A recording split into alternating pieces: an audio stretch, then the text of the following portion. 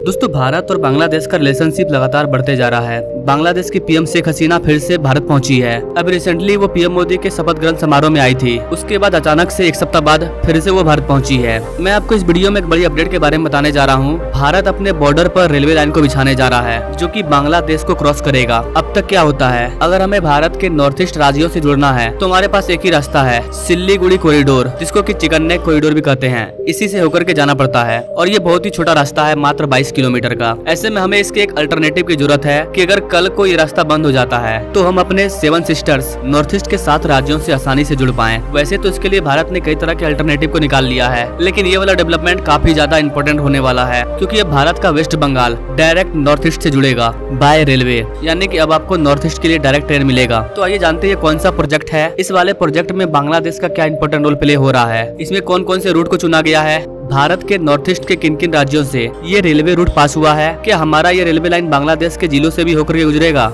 नमस्कार दोस्तों, मैं विकास और आप देख रहे हैं ऑल इंडिया अफेयर्स।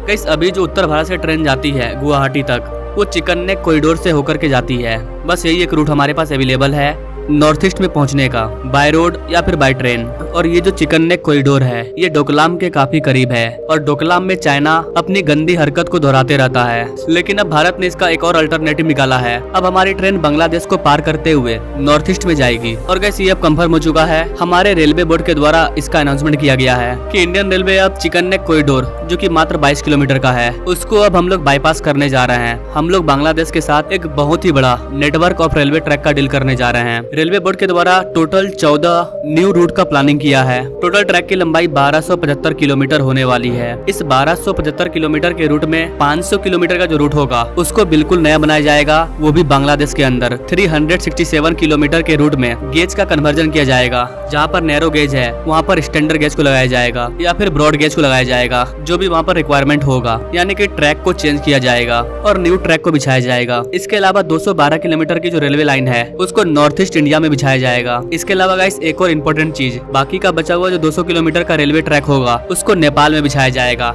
यानी कि इस वाले प्रोजेक्ट में नेपाल भी शामिल है। इंडिया, बांग्लादेश, नेपाल, इन तीनों में अब रेलवे ट्रैक को चलाया जाएगा। यानी भारत अपने पड़ोसी कंट्री के साथ मिलकर के कुछ बड़ा करने वाला है, और ये करना जरूरी भी है। अगर हम अपने पड़ोसी कंट्रियों के साथ मिलकर के नहीं रहेंगे तो हमारे बगल में हमारा सबसे बड़ा दुश्मन चाइना बैठा है। वो इन कंट्रियों को लोभ प्रलोभ दे करके अपने में शामिल कर लेगा और इसके थ्रू हमारे ऊपर निगरानी रखेगा, और चाइना की वजह से हमारे पड़ोसी कंट्री हमारे ही दुश्मन बन जाएंगे। तो ऑलरेडी हमारे पास पाकिस्तान जैसा दुश्मन देश है। बाकी के जो बचे हुए पड़ोसी कंट्री हैं उनके साथ हम दुश्मनी मोल लेना नहीं चाहते हैं, इसलिए हम इन कंट्रियों के ग्रो करने में मदद करेंगे, अपने पड़ोसी कंट्री को भी साथ लेकर के आगे बढ़ेंगे। तो ओवरऑल आपको सिक्किम में, नेपाल में, बांग्लादेश में, बंगाल में, इस पूरे रीजन में रेलवे ट्रैक देखने को मिलेगा। ऐसा नहीं है कि हम तीनों पड़ोसी कंट्रियों में पहले से रेलवे ट्रैक नहीं है, पहले से रेलवे ट्रैक है। यहाँ पर मैं आपको मैप दिखा रहा हूँ, इससे आप समझ सकते हो कहाँ पर है। कोलकाता से एक रेल जाती है नॉर्थ ईस्ट में, जो बांग्लादेश के ढाका से होकर के गुजरती है। ये अगरतला, असम की गुवाहाटी, नॉर्थ ईस्ट के कई शहरों को आपस में जोड़ती है और फिर सिल्लीगुड़ी से जुड़ जाती है। भारत और बांग्लादेश के बीच में कोलकाता से ढाका वाला जो रेलवे लिंक है वही सबसे बड़ा रेलवे लिंक है। इसके अलावा अगर एक दो है भी तो काफी छोटे हैं वो, लेकिन ये सिंगल था। अब भारत सरकार और भी कई सारे रूट का प्लानिंग कर रही है, जिसमें से 250 किलोमीटर का जो रूट है वो वेस्ट बंगाल, बांग्लादेश और मेघालय को जोड़ेगा। लेकिन अब आपको वेस्ट बंगाल से डायरेक्ट मेघालय के लिए भी रेलवे लाइन मिल जाएगी। तो यहाँ पर आप मैप देख पाओगे। वेस्ट बंगाल में ये जो शहर है बलूरू घाट, जिसको हमें जोड़ना है मेघालय के टाउन से, यानी कि बलूर घाट से मेहंदी पत्थर को जोड़ दिया जाएगा। इसका जो रूट होगा वो बलूर घाट से हिली तक होगा, हिली से गाईबंदा, गाईबंदा से महेंद्रागंज, महेंद्रागंज से तूरा और तूरा से मंदी पत्थर, यानी कि मेघालय पहुंच गए। इस वाले रूट को कवर करने में मात्र 6 घंटे का समय लगेगा।